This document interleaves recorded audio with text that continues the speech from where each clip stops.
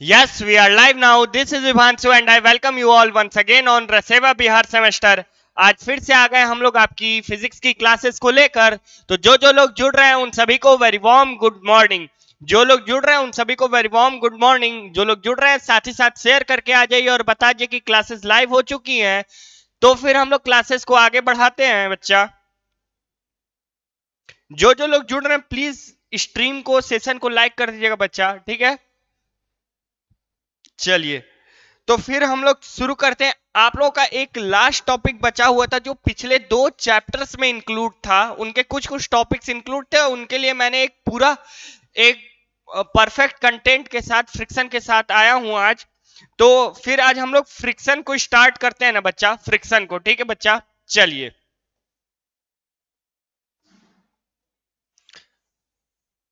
Friction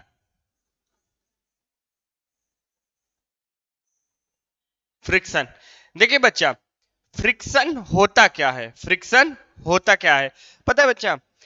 हम लोग के मतलब जो हम लोग का लाइफ स्टाइल है, पहली चीज लाइफ स्टाइल, इट मीन जो आप जीवन जी रहे हैं। आप जीवन जीते समय बहुत सी चीजों को एक्सपीरियंस करते हैं। उन कई चीजों को जब आप एक्सपीरियंस करते हैं ना, उनमें से बहुत सी चीजें जो होती हैं वो फ्रिक्शन के कॉज होती हैं। जैसे सड़क पे गिर जाते हैं, टीयरिंग हो जाता है तो फ्रिक्शन के चलते होता है, कट जाता है ना। बाइक चलाते हैं, बाइक चलाते चलाते जो चैन की बॉल बियरिंग होती है वो कट जाती है, वो क्या होती है, फ्रिक्शन के चलते होती है। सर ग्रुप बी का क्लास नहीं चल रहा है सर। हाँ आज से लूंगा, आज से क्लास लूंगा बच्चा, आज पक्का क्लास लूंगा। हाँ आज पक्का क्लास लूंगा बेटा बच्चा, ठीक है ना। चलिए ग्रुप बी का लूंगा लूंगा आज लूंगा, फिजिक्स का क्लास लूंगा, ठीक है ना। चलिए अब अगर फ्रिक्शन के बारे में बात किया जाए तो फ्रिक्शन होता क्या है। जैसे ये सब जो चीजें होती हैं क्यों होती है, देखिए ये एक अपोजिंग फोर्स होता है। क्या होता है बच्चा, ये एक अपोजिंग फोर्स होता है।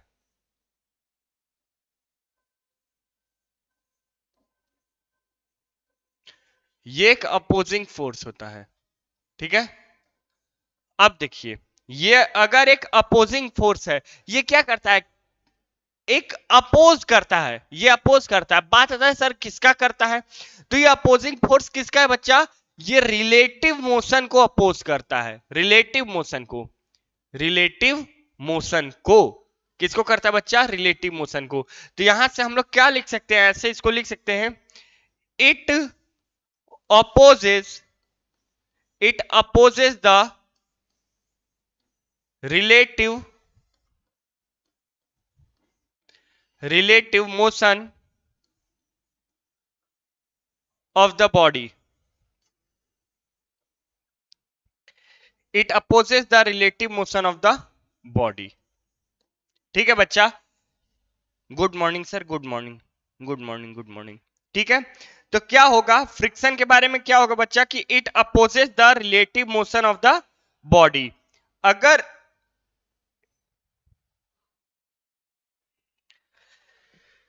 ये हो गया, अब बात करते हैं अपोज के बारे में, बात करते हैं इसके।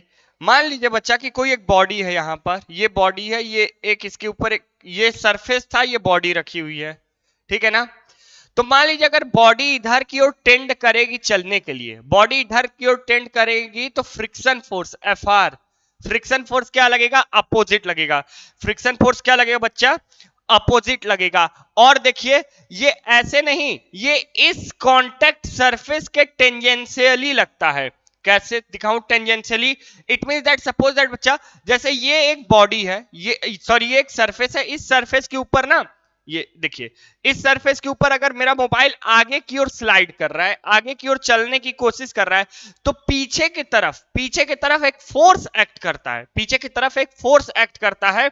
और वो फोर्स कैसे लग रहा होगा, एकदम ये मान लीजिए पेन एकदम पतली लाइन है, तो ये टेंजेंशियली पीछे की ओर लग रहा होगा, टेंजेंट के अलोंग एकदम पीछे की ओर लग रहा होगा। क्लियर है बच्चा। तो इसको बोल सकते हैं it act tangentially, it act tangentially, ठीक है ना बच्चा। It acts tangentially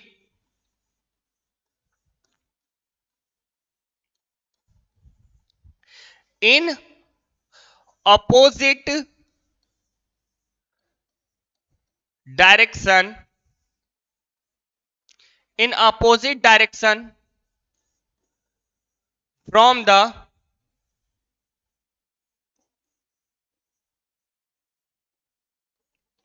contact surface, from the contact surface। देखिए जहां पे सरफेस का कांटेक्ट हो रहा है, चलिए मैं बना ही देता हूं, ठीक है।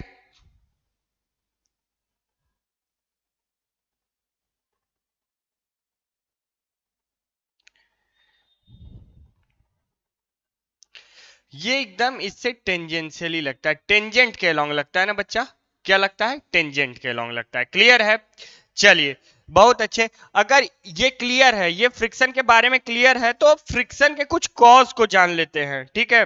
जो इसकी थ्योरीज हैं, फ्रिक्शन के पीछे की थ्योरीज, यहां तक क्लियर है ना कि फ्रिक्शन होता क्या है, ठीक है। अब इसके पीछे कुछ थ्योरी बताता हूं।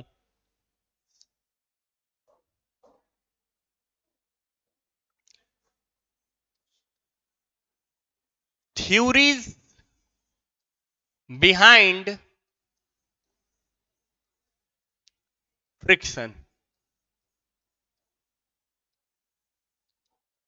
Theories behind friction. चलिए बच्चा, फ्रिक्शन के थ्योरीज को देखते हैं। फ्रिक्शन की थ्योरीज क्या क्या थी, मतलब कैसे एक तरीके से कहा जा सकता है कि हम लोग समझ कैसे सकते हैं फ्रिक्शन को। तो इन सब के लिए ना बहुत से व्यूज आए, बहुत से व्यूज, एक मॉडर्न व्यू था, एक ओल्ड व्यू था। तो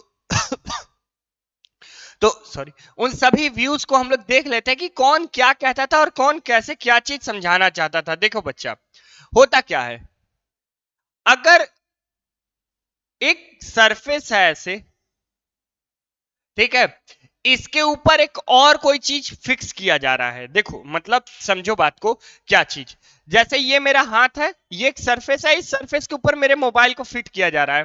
तो यहां पे इसके पास फ्रिक्शन है, बिल्कुल है, एक फ्रिक्शन है, फ्रिक्शन है बच्चा, इसके पास फ्रिक्शन है। तो यहां पर एक फ्रिक्शन एक्ट कर रहा है। तो उसी तरह अगर हम इन चीजों को, जो हमारा कांटेक्ट एरिया हो रहा है मेरे हाथ का और मोबाइल के केस का, तो दोनों को अगर हम लोग जूम इन करके देखें, माइक्रोस्कोपिक व्यू देखें, तो वो कैसा दिखेगा उसके बारे में समझते हैं। देखो बच्चा, होता क्या है ना कि पहले पहले के टाइम में कैसा हो जाता था, देखो पहले के टाइम में, या देखो होता क्या था, जैसे इंटर माना जाता था ना कि दो सरफेस के बीच में इंटरलॉकिंग हो जाती है, ऐसे देख रहे हैं इंटरलॉक हो जाते हैं। क्या हो जाता है बच्चा, इंटरलॉक। ये जैसे ये मुट्ठी में ये जैसे गड्ढे बन रहे हैं ना, जैसे ये बन रहा है, तो ये ऐसे, तो ये क्या हो जाता था, इंटरलॉकिंग, इंटरलॉकिंग हो जाती थी, ठीक है ना। इसके बारे में बात किया जाता था कि इंटरलॉक हो जाता है। और अब के बारे में, या जो बोला जाए अब कैसे माना जाता है, देखिए ये सब है कि फ्रिक्शन की थ्योरीज हैं कि कैसे कैसे सब लोगों ने फ्रिक्शन को माना कि नहीं, यहां पे ऐसे हो रहा होगा, यहां पर ऐसे हो रहा होगा। तो ये चीज कैसे है बच्चा, ये देखिए, ये जो उठा हुआ है और ये जो उठा हुआ है, ये दोनों एक दूसरे से चिपकेंगे, ये है, ये भी है क्या, फ्रिक्शन की थ्योरी।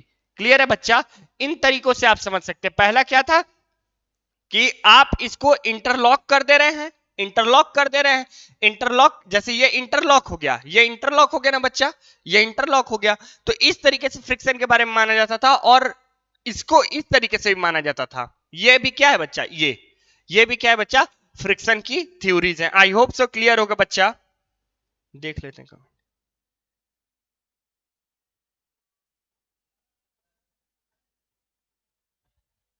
चलिए, good morning Suhail Hashmi ji.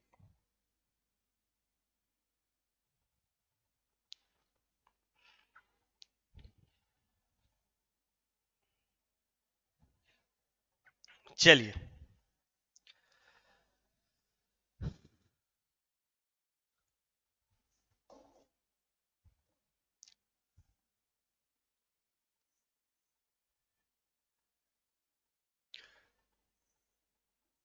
some theories some theories are about interlocking, some theories are about interlocking, कि इंटरलॉकिंग ही जो है वो क्या बन जा रहा है, वो क्या बन जा रहा है बच्चा, फ्रिक्शन बन जा रहा है। दूसरा, दूसरा क्या है बच्चा, देखियो, Some theories are about interlocking, some theories are about cold welding, some theories are about cold welding. अब ये क्या होता है सर, ये क्यों बोल रहे हैं कोल्ड वेल्डिंग? कोल्ड वेल्डिंग भी समझा दे रहा हूं, ठीक है बच्चा,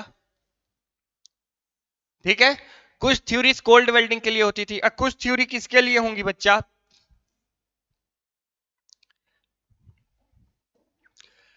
depends on the force exerted vertically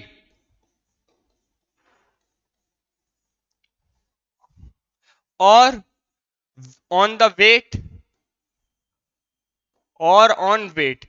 अब देखो बच्चा समझना बात को, मैं क्या क्या बता रहा था। देखो पहला चीज था इंटरलॉकिंग का, इंटरलॉकिंग के केस को यहां पे बना के दिखाते हैं। देखिए ये देखिए, ये एक ऐसा सरफेस हुआ, ठीक है बच्चा, तो यहां पर एक ऐसे सरफेस हो गया है, तो ये चीजें क्या हो जा रही है, इंटरलॉक्ड हो जा रही है। क्या हो जा रही है, इंटरलॉक्ड। जैसे ये चीज, ये इंटरलॉक हो गया, क्लियर है बच्चा, ये देखो ये इंटरलॉक हो गया, क्लियर है ना। चलो अगर यहां तक इंटरलॉक हो गया, अब देखो दूसरा चीज क्या है बच्चा,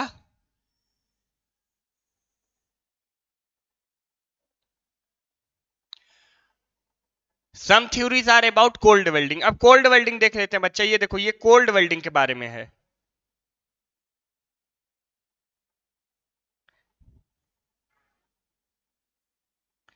देखिए यहां पे माना जाता है कि कोल्ड वेल्डिंग हो जाती है, जैसे कोई भी दो सरफेस एक के ऊपर एक रखते हैं तो उनके बीच में एक फोर्स ऑफ अट्रैक्शन टाइप की कोल्ड वेल्डिंग हो जाती है, कोल्ड ठंडी वेल्डिंग, जो कि थोड़ा सा भी फोर्स लगाने पे ब्रेक हो जाती है, ठीक है बच्चा, यहां तक समझ गए। एक और था, तीसरा वाला केस क्या था, वर्टिकली फोर्स एक्सर्ट। जैसे यहां पे एक ऑब्जेक्ट है और ये है, इस पे आप जितना ज्यादा वर्टिकली फोर्स एक्सर्ट कर रहे होंगे उतना ही ये भी नॉर्मल रिएक्शन फोर्स वर्क करा रहा होगा, एनआर नॉर्मल रिएक्शन, ठीक है बच्चा। तो क्या ये इधर या इधर मूव कर पा रहा होगा? बिल्कुल नहीं, ये इधर या इधर मूव नहीं कर पा रहा होगा, जिसके चलते इसके फ्रिक्शन क्या हो रही होगी, बढ़ रही होगी। फ्रिक्शन क्या हो रही होगी, बढ़ रही होगी। तो यही सब चीजें हैं बच्चा, किसके लिए, यही सब चीजें हैं बच्चा फ्रिक्शन और फ्रिक्शन के कॉज को। ये थ्योरी जो है ना, ये कॉज ही है, ठीक है बच्चा। अब देखिए ये थ्योरी थी, और पीछे ले चलूं, और पीछे ले चलूं, देखो और पीछे ले चलता हूं। देखो गैलीलियो का आपने नाम सुना होगा, गैलीलियो। गैलीलियो ने गैलीलियो ने क्या कहा था, एक second,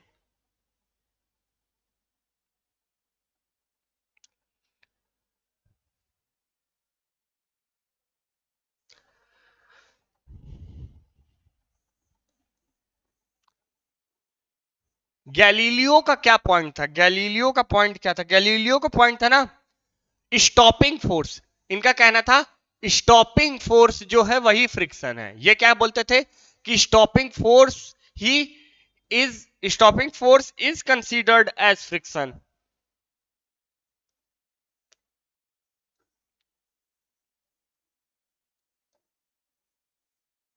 is considered as friction. चलिए बच्चा, ये क्या हो गया बच्चा, स्टॉपिंग फोर्स जो है वही क्या है, फ्रिक्शन है। अगर यहां तक क्लियर है बच्चा, तो अब हम लोग आगे बढ़ते हैं।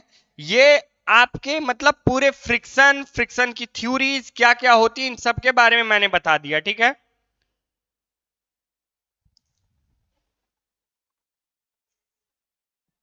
चलिए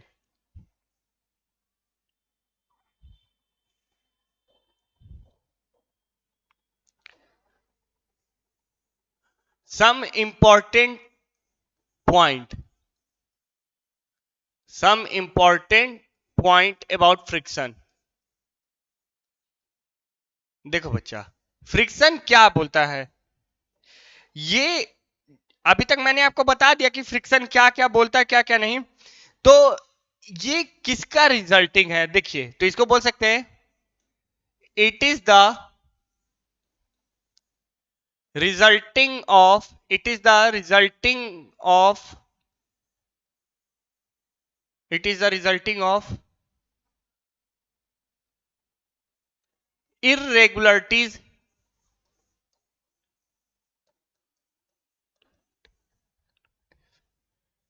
between two surface, irregularities between two surface, clear है ये? It is the resulting of irregularities, दो सरफेस के बीच में, दो सरफेस है, इन दोनों सरफेस के बीच में कितनी इरेगुलरिटीज है। एक बात बताओ, आप उबड़ खाबड़ रास्ते पर कभी बाइक वाइक चलाए हैं, साइकिल चलाए हैं, कितना दिक्कत होता था, फ्रिक्शन ज्यादा हो जाता था। वो चीज अलग है अपनी जगह, लेकिन फ्रिक्शन वहां पे बहुत ज्यादा हो जाता था जो कि मूव नहीं करने देता था। ठीक है बच्चा, तो ये चीजें हैं, समझ के बात को। चलिए,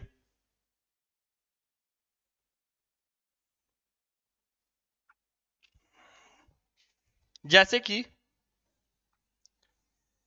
smooth smooth surface means less friction,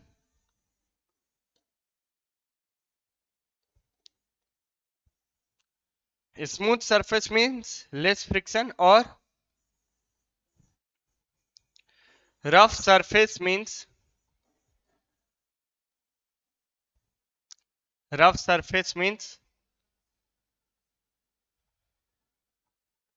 मोर फ्रिक्शन। क्या बच्चा? मोर फ्रिक्शन। क्लियर है यहां तक बच्चा? क्लियर है ना? देखो एकदम एक एक पॉइंट क्लियर करके बता रहा हूं, जिसको भी कोई प्रॉब्लम होगा बता देगा। एक बार चेक कर लेता हूं।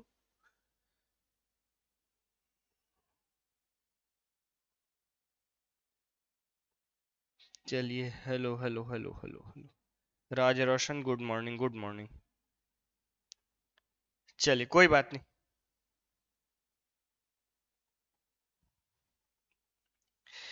तो यहां तक बच्चा क्लियर है?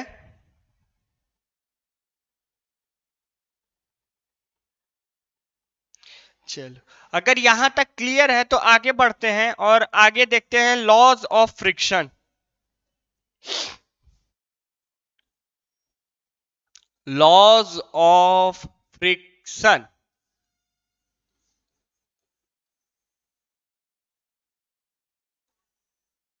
लॉज ऑफ फ्रिक्शन, फ्रिक्शन के क्या क्या लॉज हैं? चलिए, पहला चीज देखिए बच्चा, पहला चीज, इट डिपेंड्स ऑन रफनेस। अभी पहले भी बताया, ठीक है, रफनेस, ठीक है बच्चा, इट डिपेंड्स ऑन रफनेस। दूसरा चीज क्या है बच्चा? दूसरा चीज क्या है बच्चा? It depends it depends on normal force और the force which acts normally on the body। देखो, यही वाले का मैंने डायग्राम बनाया था बच्चा, फिर से मैं दिखा देता हूं मैं क्या कहना चाह रहा हूं इसके माध्यम से। ये जैसे ये है ना बच्चा, तो इस पर आप कितना फोर्स लगा रहे हैं, ठीक है, तो इसी का रिजल्ट क्या होगा? नॉर्मल रिएक्शन फोर्स होगा, और उसका रिजल्ट क्या हो जाएगा? Frictional force. ठीक है ना? समझ आ रहा है बात को? चलिए,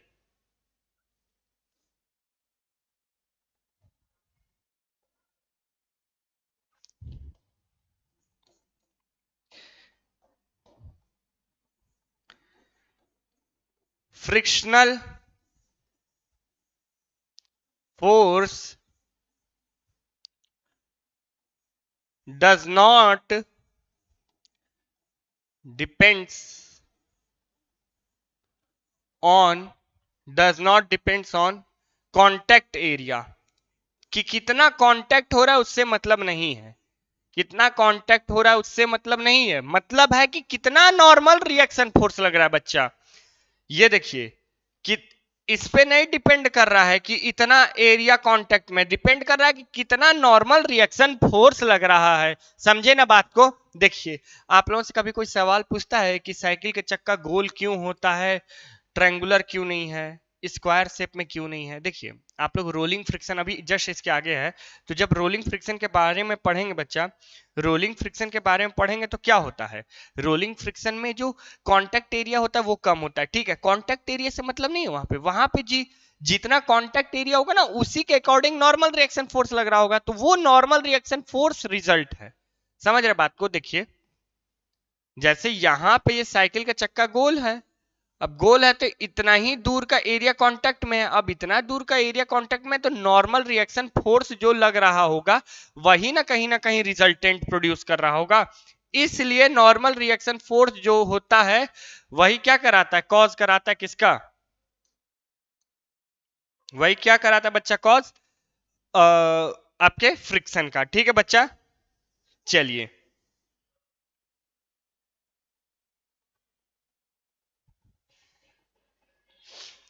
चलिए आगे चलते हैं इसमें।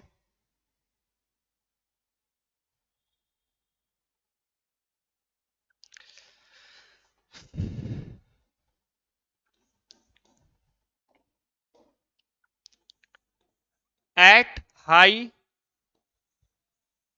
relative speed, at high relative speed the friction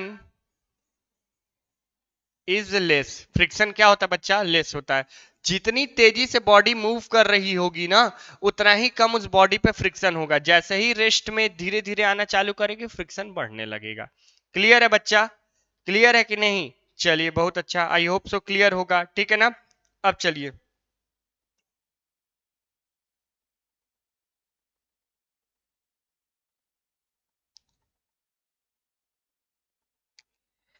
चलिए good morning good morning good morning good morning sir. चलिए ठीक है, अब आगे बढ़ते बच्चा, आज इसको खत्म करना है एनी हाउ। ठीक है ना? इजी टॉपिक है, उतना हार्ड टॉपिक भी नहीं है। चलिए टाइप्स ऑफ फ्रिक्शन में आते हैं। टाइप्स ऑफ फ्रिक्शन,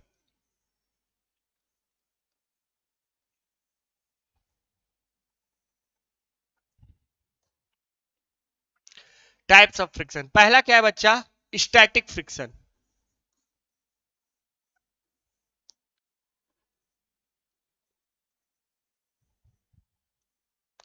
बच्चे ये क्या है, एक है अपना स्टैटिक फ्रिक्शन। स्टैटिक का मतलब ही क्या होता है बच्चा, स्टैटिक का मतलब क्या होता है, जब रेस्ट में है, जब रेस्ट में है और जब कोई बॉडी रेस्ट में है तो जो उस पर फ्रिक्शन एक्ट कर रहा है वो क्या होता है बच्चा, स्टैटिक फ्रिक्शन। स्टैटिक फ्रिक्शन क्या है, अगर कोई बॉडी रेस्ट में है, अगर कोई बॉडी रेस्ट में है तो जो फ्रिक्शन एक्ट कर रहा है बॉडी पर वो क्या है, स्टैटिक फ्रिक्शन। चलिए लिख देते हैं, the force experienced by body when it is in it is in the state of rest. किस पे स्टेट, किस स्टेट पे है बच्चा, रेस्ट की स्टेट पे है। तो रेस्ट के स्टेट पे है तो इसी को क्या बोलते हैं बच्चा, फ्रिक्शन बोलते हैं। ठीक है ना? चलिए यहां तक क्लियर है ना बच्चा, यहां तक क्लियर है ना? अब देखिएगा कुछ कुछ चीज है इसमें जो कि समझने लायक है, और वो क्या क्या है। देखिए सबसे पहली चीज, अगर स्टैटिक फ्रिक्शन के बारे में बात कर रहे हैं हम लोग, स्टैटिक फ्रिक्शन के बारे में बात कर रहे हैं, तो स्टैटिक फ्रिक्शन में आपने देखा कि हो क्या रहा है कि बॉडी रेस्ट में, अगर बॉडी रेस्ट में है, ये रेस्ट में है बॉडी, तो इसमें क्या हो रहा है देखिए, आइए बताता हूं। पहली चीज, जो फ्रिक्शनल फोर्स होगा वो रिजल्ट होता है किसका, फ्रिक्शनल फोर्स जो भी होता है ना वो रिजल्ट होता है नॉर्मल रिएक्शन के। किसके बच्चा, नॉर्मल रिएक्शन के। तो यहां से क्या निकल के आता है बच्चा, friction force is equal to mu of, is equal to लगाना है यहाँ पे, F R is equal to mu into N R, N R. ठीक है, यहां पे सब चीज क्या है बता देता हूं। देखिए यहां पे ये क्या है बच्चा, फ्रिक्शन फोर्स। क्या है, फ्रिक्शन फोर्स। अगर ये फ्रिक्शन फोर्स है, फ्रिक्शन फोर्स है, ये क्या है, coefficient of friction, coefficient of friction.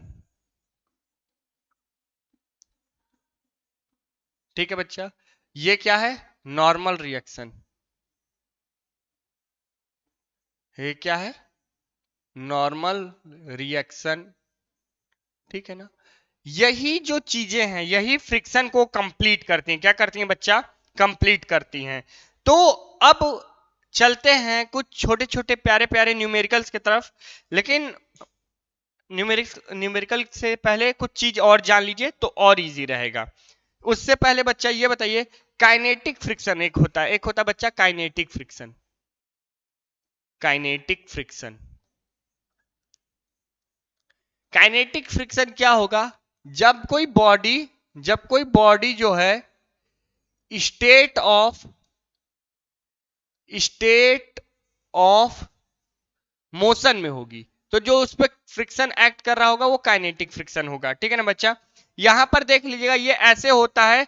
और स्टैटिक फ्रिक्शन के लिए तो F static equal to coefficient of static friction into normal reaction. Clear है बच्चा, देखिए ये क्या हो गया, static friction, coefficient of static friction और नॉर्मल रिएक्शन। मैं फ्रेम से बाहर चला जाऊं उससे कोई दिक्कत नहीं, आपको बात समझ में आना चाहिए। ये देखिए ये क्या है बच्चा, ये है बच्चा आपका स्टैटिक फ्रिक्शन, ये है स्टैटिक फ्रिक्शन। ठीक है, ये क्या है बच्चा, coefficient of static friction, coefficient of static friction.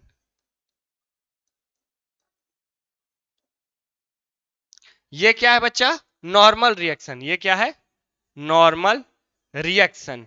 अगर ये इसी तरह है तो यहां पर क्या होगा, यहां पर क्या होगा बच्चा, सेम उसी वे में काइनेटिक फ्रिक्शन इक्वल टू होगा म्यू के इंटू एन। क्या होगा, काइनेटिक फ्रिक्शन बराबर म्यू के into N.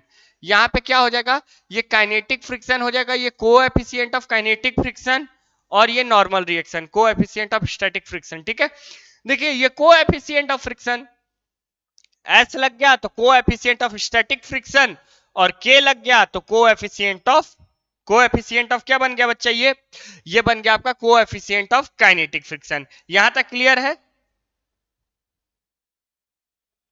Good morning good morning good morning. चलिए समझते रहिए इसको बच्चा, ठीक है ना।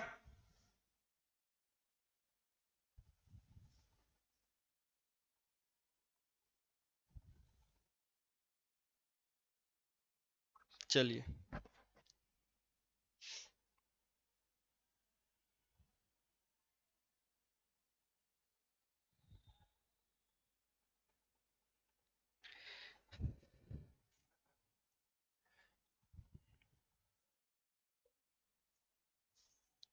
क्वेश्चन है बच्चा, क्वेश्चन कुछ इस टाइप से है कि एक 4 kg का ब्लॉक है बच्चा, एक 4 kg का ब्लॉक है, इधर 10 न्यूटन का फोर्स लग रहा है। क्लियर है बच्चा, इधर 10 न्यूटन का फोर्स लग रहा है। ठीक है, और जो कोएफिशिएंट ऑफ स्टैटिक फ्रिक्शन है, coefficient of kinetic friction mu के की वैल्यू आपको दी हुई है बच्चा 0.2। तो पूछ रहा है बच्चा कि बॉडी का एक्सेलरेशन बताइए, और बताइए कि फ्रिक्शन फोर्स कितना है। क्वेश्चन में पूछा क्या क्या है कि Fr कितना है, फ्रिक्शनल फोर्स कितना है, और एक्सेलरेशन कितना है, ब्लॉक का। बहुत आसान क्वेश्चन, कैसे होगा देखिए, ये सरफेस, ये ब्लॉक नीचे की ओर लगाएगा 4G लगाएगा तो एक नॉर्मल रिएक्शन फोर्स ऊपर लगेगा। अब देखिए ब्लॉक तो हमारा इधर की ओर 10 न्यूटन लग रहा है, ब्लॉक तो इधर की ओर मूव कर रहा है, एक्सेलरेशन तो इधर होगा, तो इससे क्या पता चला सर, आपने फ्री बॉडी डायग्राम पढ़ाया था तभी समझ में आ गया था। जो n बराबर होगा ये 4g होगा, n बराबर होगा 4g। क्यों होगा? क्योंकि क्योंकि ऑब्जेक्ट ऑब्जेक्ट ऊपर नीचे मोशन नहीं कर रहा। ऑब्जेक्ट देखिए हॉरिजॉन्टल लाइन में जा रहा, वर्टिकल लाइन में इसकी कोई मोशन नहीं है, क्योंकि ऑब्जेक्ट की मोशन वर्टिकल लाइन में नहीं है। वर्टिकल लाइन में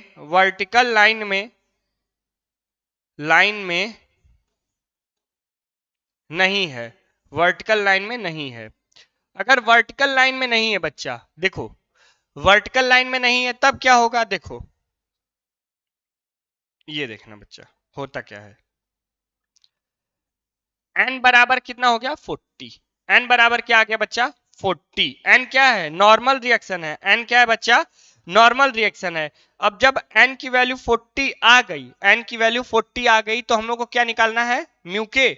क्या निकालना है? हाँ, म्यू के दिया हुआ है, एफ निकालना है, फ्रिक्शनल फोर्स। तो फ्रिक्शनल फोर्स बराबर क्या हो जाएगा बच्चा?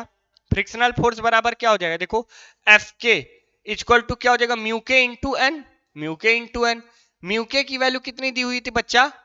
0 पॉइंट कितना था? 4 की 2, 0.2 था।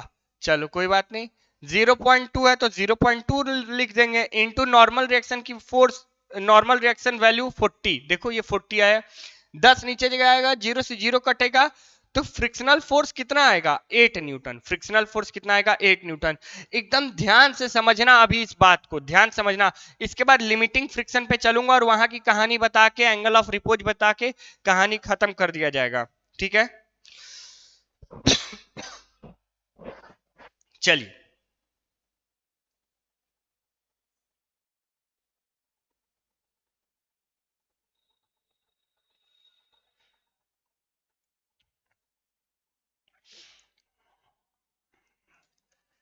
अगर उस बॉडी के बारे में बात किया जाए बच्चा, तो फ्रिक्शनल फोर्स इधर की ओर एक्ट कर रहा था, इधर की ओर फ्रिक्शनल फोर्स एक्ट कर रहा था, एफ आर।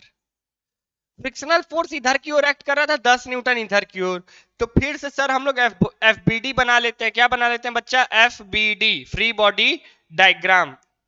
देखिए ये ब्लॉक था, ब्लॉक पे 10 न्यूटन का फोर्स इधर की ओर लग रहा है, 8 न्यूटन का फोर्स इधर की ओर लग रहा है। ब्लॉक का मास 4 है, एक्सेलरेशन इधर होगा।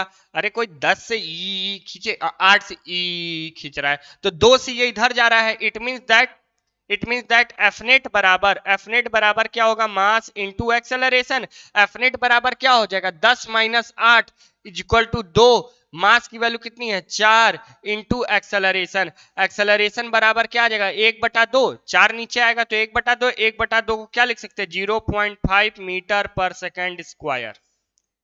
क्लियर है बच्चा? क्लियर है कि नहीं? क्लियर है ये? चलिए बहुत अच्छा, आई होप से ये क्लियर होगा ना।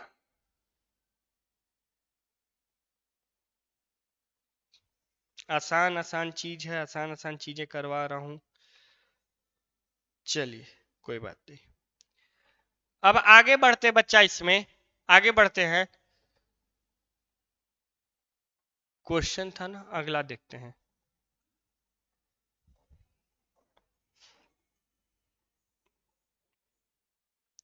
अगला क्वेश्चन क्या है बच्चा? अगला क्वेश्चन क्या है कि अगर मान लो कि एक ऑब्जेक्ट है, यहां पर एक ऑब्जेक्ट है, यहां पर एक ऑब्जेक्ट रखा हुआ है जिसका मास कितना है? 4 kg का। जिसका मास कितना है बच्चा? 4 kg का। ठीक है ना? चलिए, अगर इसका मास 4 kg का है तो इस पे एक फोर्स इधर की ओर लग रही है, इस पे एक फोर्स इधर की ओर लग रही है, वो है यहां से एंगल बना रही है 45 डिग्री का। कितना बना रही है? 45 डिग्री का। और यहां पे है 10√2। कितना है बच्चा? 10√2। और स्टैटिक फ्रिक्शन की वैल्यू दी हुई है, म्यूके की वैल्यू दी हुई है बच्चा कितना? 0.3। म्यू के की वैल्यू कितनी दी हुई है? 0.3। अगर 0.3 दी हुई है तो फाइंड एफ के, फाइंड एफ के एंड फाइंड ए। कितना आसान सा क्वेश्चन है। अरे सर आसान कहाँ है, इसमें तो सीधा टेढ़ा हो गया सब। और टेढ़ा है तो सीधा कर देते हैं इसको। होता क्या है, होता क्या है, देखो ये जो फोर्स है ना ये इसके अलोंग एक्ट कर रहा है, तो इसका एक कंपोनेंट इधर की ओर, एक कंपोनेंट इधर की ओर। हाँ सर तोड़ लेते हैं, चलिए चलिए तोड़ लेते हैं, चलिए तोड़ लेते हैं।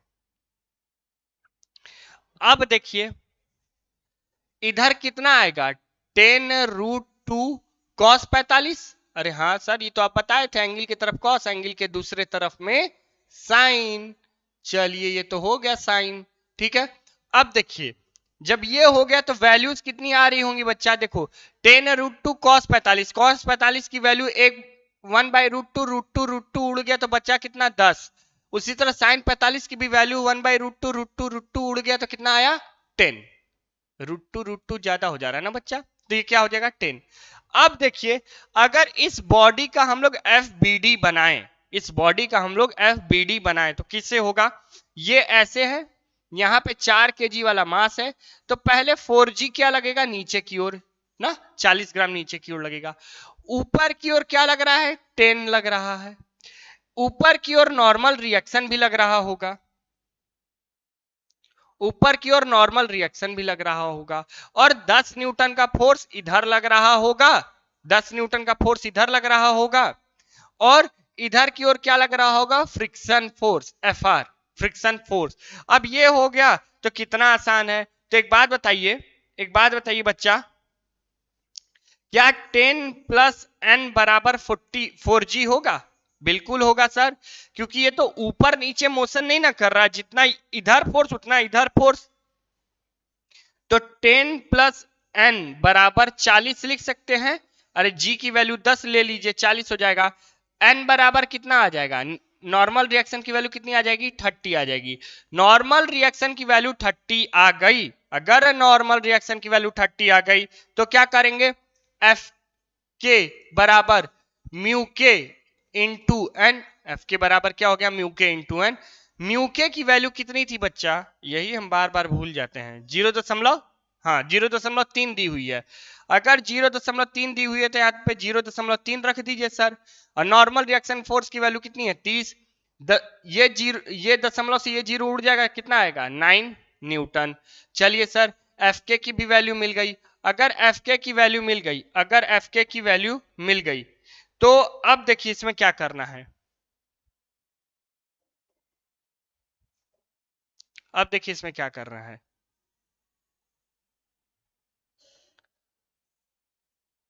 एक्सेलरेशन पता करना है ना। फोर्स बराबर क्या होगा, मास इंटू एक्सेलरेशन। अब देखो बच्चा,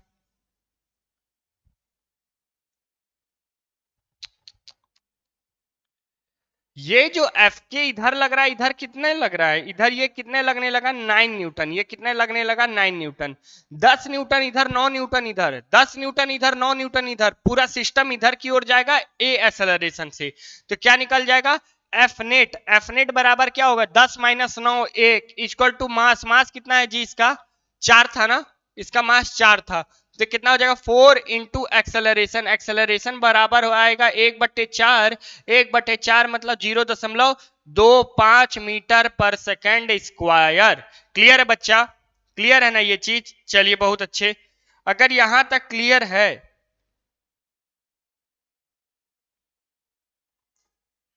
चलिए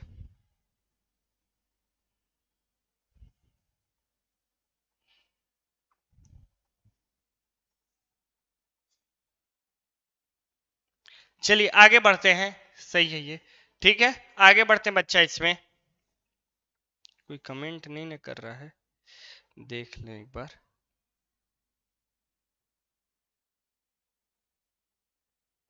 एस के रॉय गुड मॉर्निंग सर, चलिए गुड मॉर्निंग, बहुत अच्छा।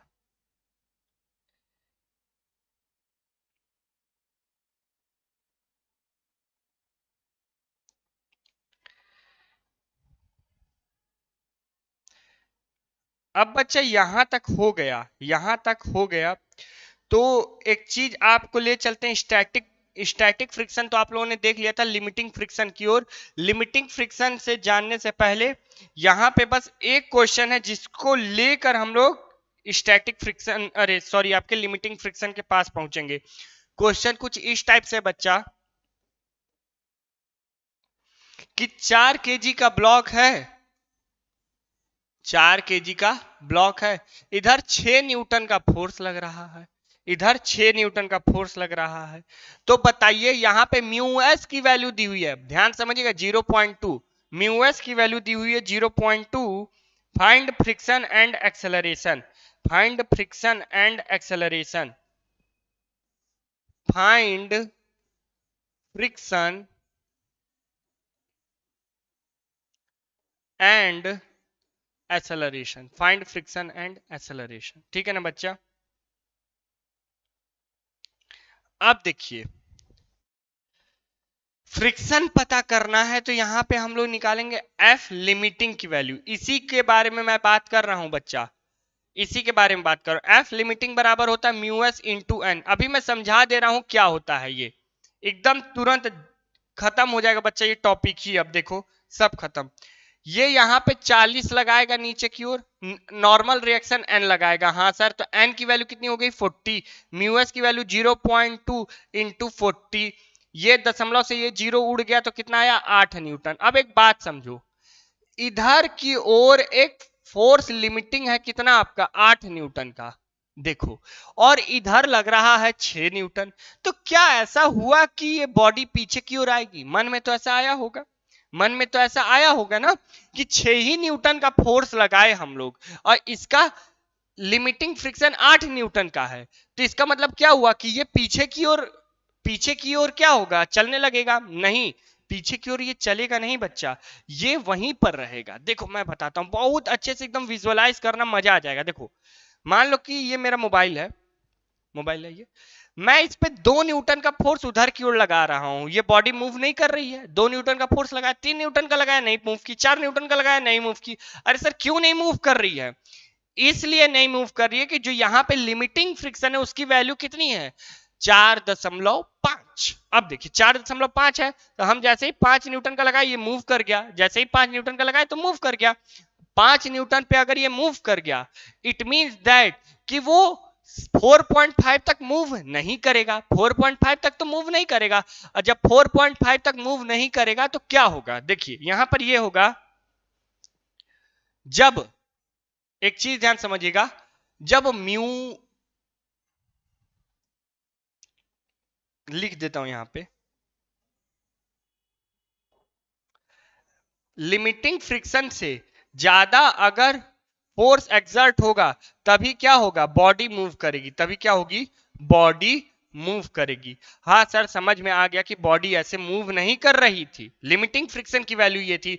लिमिटिंग फ्रिक्शन क्या हुआ, कुछ अब सेंस आ रहा होगा ना हल्का सा, कि एक वैल्यू है, एक वैल्यू है सबकी फ्रिक्शन की, कि वहां तक वो लिमिट कर सकता है, वहां तक वो रेजिस्ट कर सकता है।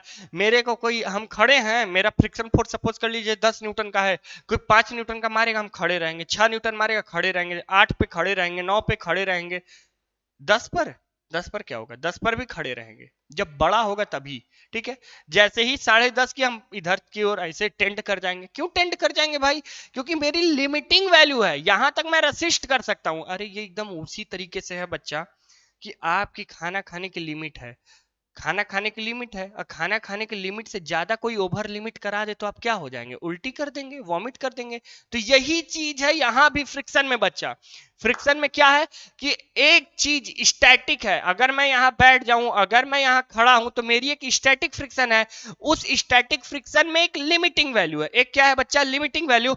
उस लिमिटिंग वैल्यू के बाद मैं चलना चालू कर दूंगा, उस लिमिटिंग वैल्यू को अगर मैंने क्रॉस किया तो मैं चलना चालू कर दूंगा, और उस लिमिटिंग वैल्यू को अगर क्रॉस कर दिया तो चलूंगा, और नहीं किया तो नहीं चलूंगा। तो वो लिमिटिंग वैल्यू कितनी है, वो लिमिटिंग वैल्यू यहां पर क्या निकल के आई, 8 न्यूटन का निकल के आई। अब 8 न्यूटन का निकल के आई या 6 न्यूटन का फोर्स लग रहा था, एक बात बताओ, मैं खड़ा हूं, मेरे पे 10 न्यूटन का फोर्स लग रहा है ना, सॉरी 10 न्यूटन का मेरा लिमिटिंग वैल्यू है, इधर से 6 न्यूटन कोई लगा रहा है, तो क्या मैं उल्टा उसको लेके इधर की ओर चल दूंगा? ऐसा तो नहीं होगा। उसी तरह इस केस में भी 6 न्यूटन का फोर्स इधर की ओर लग रहा है, इसकी लिमिटिंग वैल्यू 8 न्यूटन की है, 8 न्यूटन की है, तो ये कभी इसको पीछे की ओर नहीं खींचेगा, सिस्टम पीछे की ओर नहीं खींचेगा। सिस्टम अभी भी system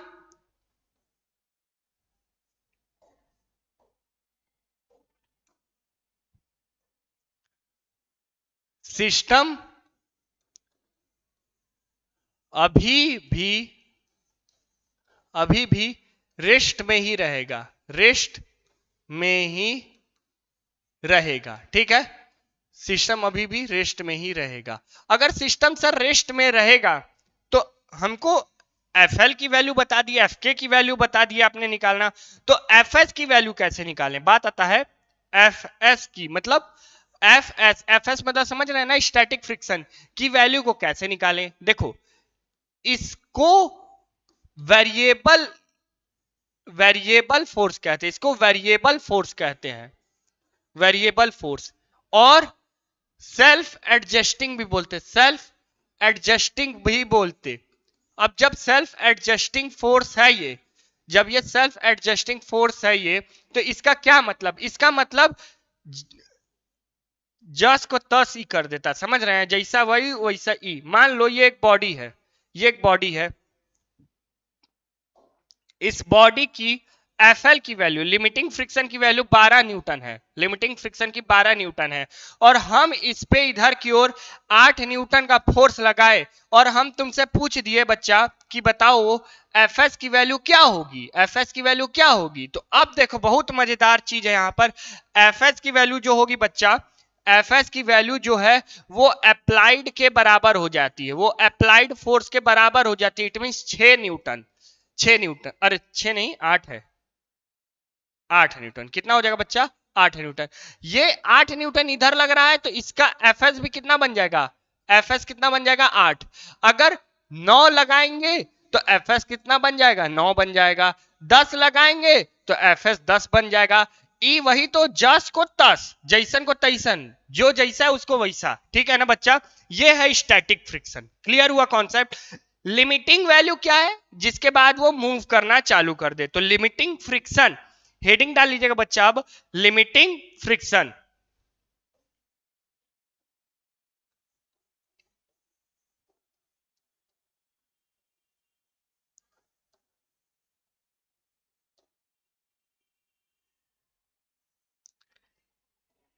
limiting friction, limiting friction क्या थी बच्चा?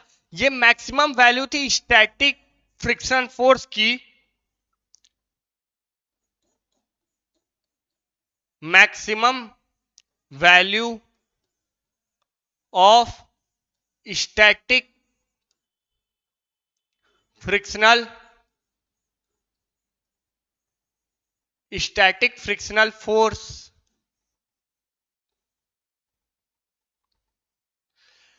came into play when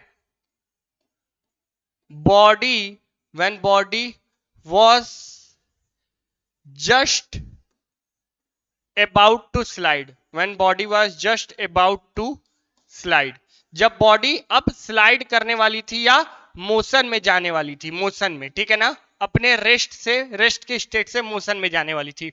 यही क्या हो जाता है बच्चा? यही हो जाता है लिमिटिंग फ्रिक्शन, ठीक है। या ऐसे भी बोल सकते हैं smallest force required to tend the body into motion, to tend the body into motion. अब देखिए क्या बोल रहा मैं, देखो मैं कब से क्या समझा रहा था बच्चा, कि अगर यहां पर एक बॉडी है ना, इसकी एफएल की वैल्यू कुछ दी हुई है, एफएल की वैल्यू 10 दी हुई है, सपोज दैट, ठीक है ना, तो ये बॉडी कब मूव करेगी? ये बॉडी कब मूव करेगी? जब सर आप इस पे 10.1 का भी फोर्स लगा देंगे तो ये मूव कर जाएगी। तो ये क्या हो गई? मिनिमम वैल्यू हो गई कि नहीं?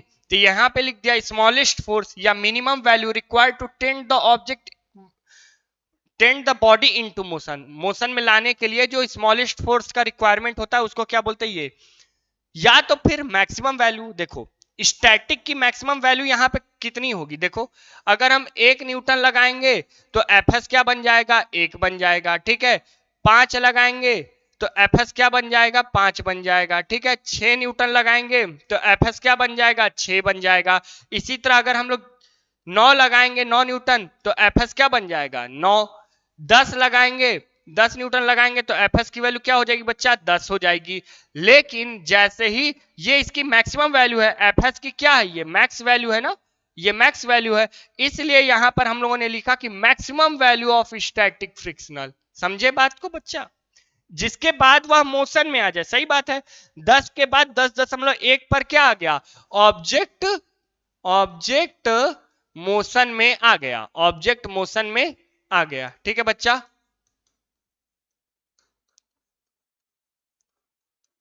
क्लियर है बच्चा, क्लियर है ना, चलिए बहुत अच्छे,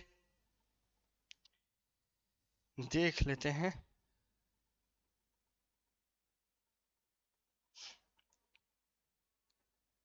हे सर, हे सर सेमीकंडक्टर बताइए सर। सेमीकंडक्टर, तुम लोगों में सेमीकंडक्टर कहाँ है जी, वो तो ग्रुप बी में है ना सेमीकंडक्टर। ये सब छोड़िए, अच्छा पढ़ाना छोड़ देना, बहुत सही।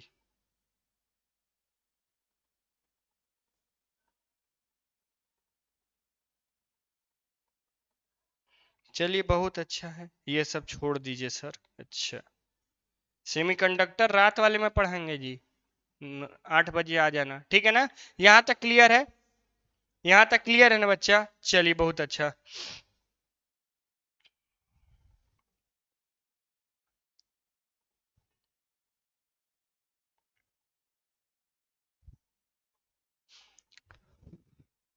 अब यहां तक क्लियर हो गया, तो अब इसमें बचा है क्या पता है बच्चा, आपका बचा है ना tangential friction on inclined plane, friction on inclined plane. चलो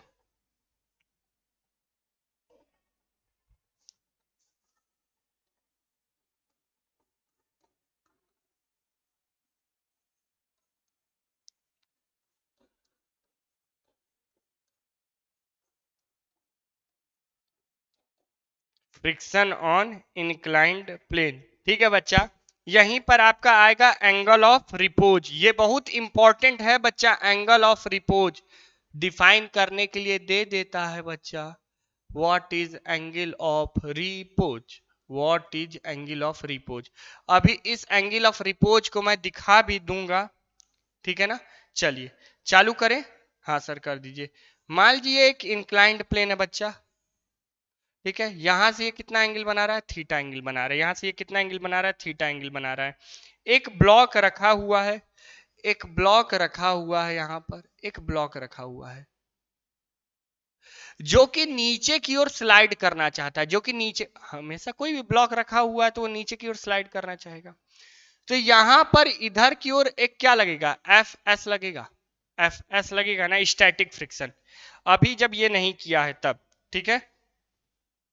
नीरज बाबू फैन क्लब, हेलो हेलो बच्चा, हाँ बोलो।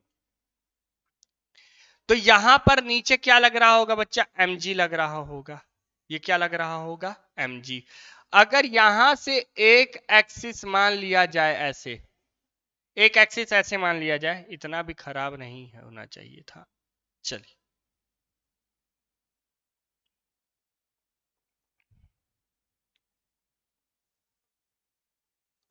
ये एक मान लिया जाए, तब क्या होगा बच्चा, यहां का एंगल क्या हो जाएगा, ये भी थीटा हो जाएगा, ये थीटा तो ये भी थीटा ना बच्चा। क्लियर है ये क्लियर है ना, बताइए। अब देखिए अगर ये mg है तो इधर क्या एक्ट करेगा बच्चा, एंगल की तरफ mg cos theta, mg cos theta. और एंगल की दूसरी तरफ इट मींस इधर, इधर क्या एक्ट करेगा, mg sin थीटा, इधर क्या एक्ट करेगा बच्चा, mg sin थीटा। क्लियर है ना।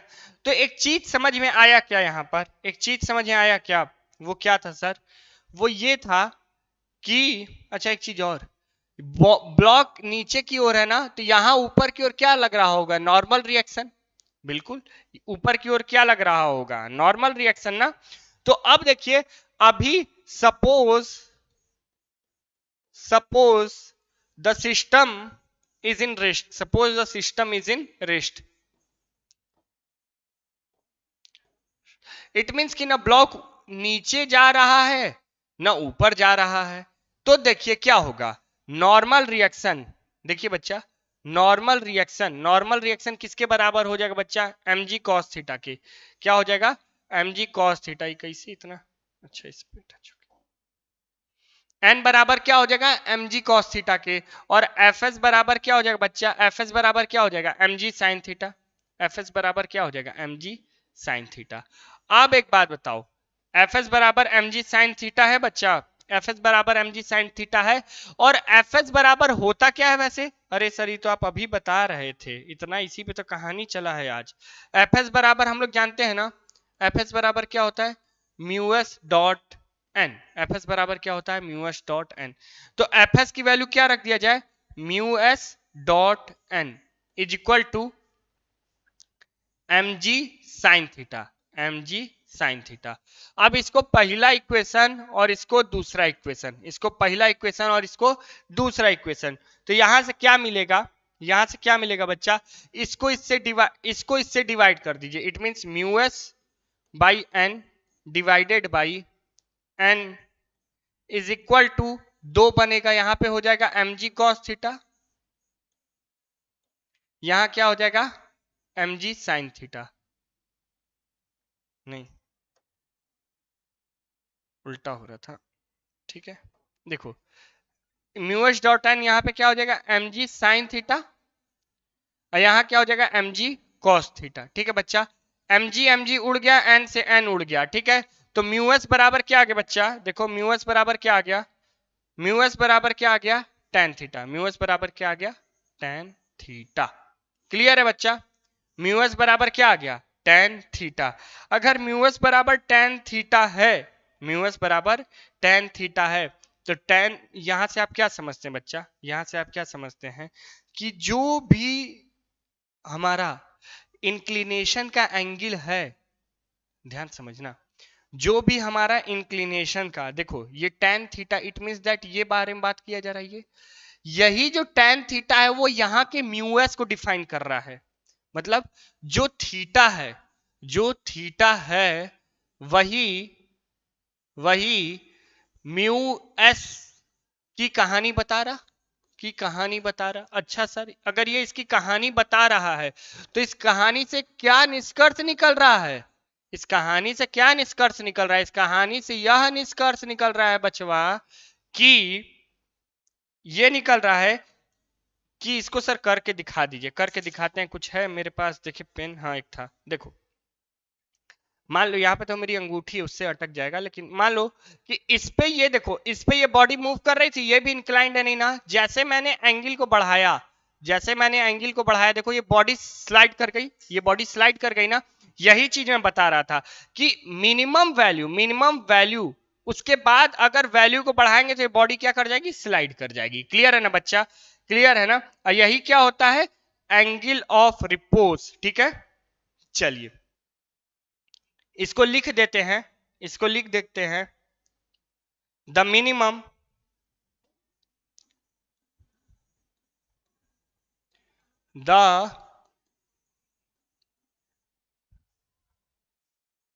the minimum angle of inclination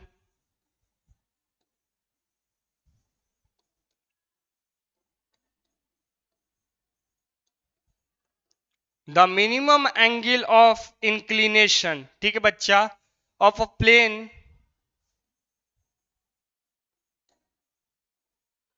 from the horizontal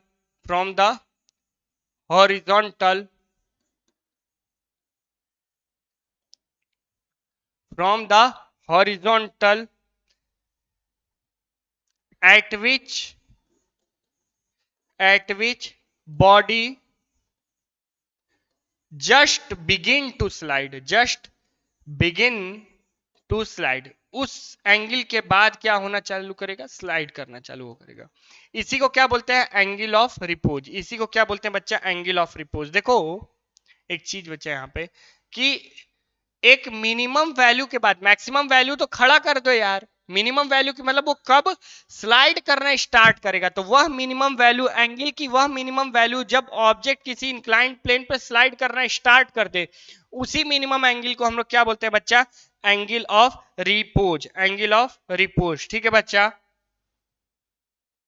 चलिए क्लियर है यहां तक।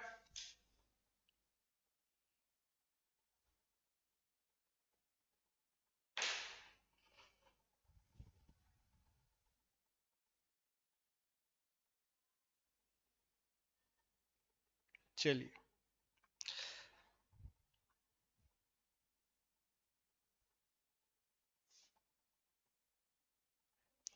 एक चीज देख लीजिएगा बच्चा, कुछ कुछ चीज होती है जैसे छूट रही थी, rolling friction, rolling friction.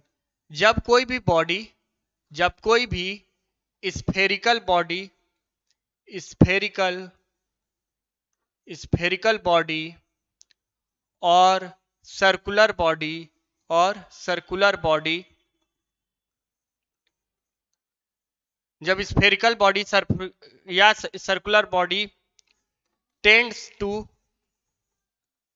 Slide और एक्चुअली स्लाइड या एक्चुअली में स्लाइड करती हैं, देन रोलिंग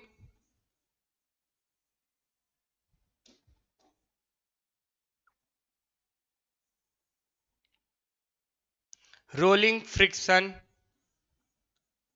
एक्ट्स। ठीक है बच्चा, तभी क्या होता है, रोलिंग फ्रिक्शन क्या करता है, एक्ट करता है। ठीक है ना बच्चा, होता क्या है कि कभी भी कोई एक बॉडी एक स्फेरिकल बॉडी, सिलेंड्रिकल बॉडी, जो मतलब जिसके पास गोला हो यार, जो गोल टाइप का हो, वो अगर फ्लो करती है या स्लाइड करती है तो उसी पे क्या लगता है, रोलिंग फ्रिक्शन लगता है। ये सब छोटी छोटी चीजें हैं। बात बाकी आप लोग कुछ चीज जानते होंगे ना कि how to reduce friction, how to reduce friction. मान लीजिए साइकिल वाइकिल में आप लोग फ्रिक्शन रिड्यूस करने के लिए क्या करते थे, बताइए, फ्रिक्शन रिड्यूस करने के लिए क्या करते थे,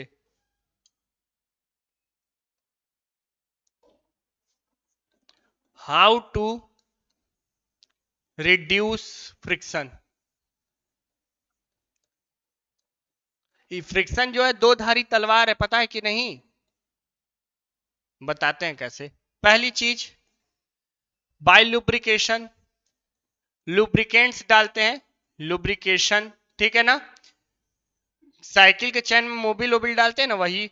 by replacing, replacing ball bearing, ball bearing. आप लोग साइकिल चलाते हैं या बाइक चलाते हैं तो बाइक के हैंडल में बॉल बियरिंग लगी रहती है ना, बॉल बियरिंग। तो बॉल छोटी छोटी गोले होते हैं, तो उनको भी चेंज किया जा सकता है। जब उनको रिप्लेस कर दिया जाएगा तब पर भी how to reduce friction, friction क्या हो सकता है बच्चा, रिड्यूस हो सकता है। गुड आफ्टरनून गौरव बच्चा, गुड आफ्टरनून। नीरज बाबू हेलो, कमर दर्द कर रहा है, चल। यहां तक हो गया बाय रिप्लेसिंग बॉल बियरिंग, ठीक है ना। बाय लुब्रिकेशन, और क्या बोल सकते बच्चा इसमें, और क्या बोल सकते, अच्छा, बाय पाउडरिंग, बाय पाउडरिंग, ठीक है। जो व्हाइट स्मॉल पाउडर्स होते हैं, स्टोन्स के होते हैं ना, पाउडर जो होता है वो स्टोन का होता है, लेकिन उसको इतना पीस के पतला कर दिया जाता है कि वो पाउडर बन जाता है, ठीक है। तो आप लोग कैरम बोर्ड खेले होंगे, तो आपके पास स्ट्राइकर रहता था, तो आप लोग स्ट्राइकर से पहले क्या करते थे, पाउडर छिड़क के भाई ऐसे एक दो बार कर देते थे कि हाँ गोटी फिसले, ठीक है। तो इस तरीके से फ्रिक्शन रिड्यूस कर सकते हैं, ठीक है ना। बात आती है कि मैंने बोला था कि फ्रिक्शन जो है वो दो धारी तलवार, इसको बता देता हूँ दो धारी तलवार कैसे है यार। ये एक टाइम के लिए हेल्प तो करती ही है, हेल्प तो करती है फ्रिक्शन। जैसे आप चल रहे हैं, मैं चल क्यों पा रहा हूं, by the help of friction, by the help of friction. चलते चलते गिर गया, चलते चलते अगर मैं गिर गया तो सर्वर छिला जाता है, हाथ छिला जाता है। तो क्या क्यों हो पाता है, पता है क्यों हो जाता है, वो ड्रैग के चलते हो जाता है, ड्रैग, ड्रैग जानते होंगे आप लोग। अरे यार, ड्रैग के चलते होता है ना, ड्रैग, ड्रैग में क्या हो जाता है, टीयरिंग हो जाती है, टीयरिंग हो जाती है ना बच्चा। होता है ना, ये बहुत लोगों के साथ हुआ होगा, कभी ना कभी आप लोग बाइक से साइकिल से जरूर गिरे होंगे, बाइक चलाते हुए साइकिल चलाते हुए। साइकिल चला रहे थे, चल क्यों रही थी, फ्रिक्शन की वजह से गिरे, चोट भी लगा, गिरे और चोट भी लगा, और चोट लगने के चलते यहां से यहां तक फट गया, कट गया, वो क्यों, इसके चलते हुआ, फ्रिक्शन के चलते हुआ। तो यहां तक क्लियर है बच्चा? आई होप सो सभी को समझ में आया होगा। किसी को कोई समस्या होगा तो जरूर बताएगा। समस्या वैसे होनी ही नहीं चाहिए, होगी ही नहीं, आई होप सो, इतना थोड़ा है कॉन्फिडेंस है कि समस्या नहीं होनी चाहिए बच्चा। और एक बार प्लीज जो लोग भी सेशन में जुड़े थे वो लोग लाइक कर देंगे, स्ट्रीम को लाइक कर देंगे। और जो लोग भी ऑफलाइन देखेंगे इस वीडियो को, प्लीज उनसे अनुरोध है कि कुछ भी रिव्यूज हो तो जरूर कमेंट में ड्रॉप कर दिएगा बच्चा। तब तक के लिए हम भी चलते हैं। जय हिंद, जय भारत।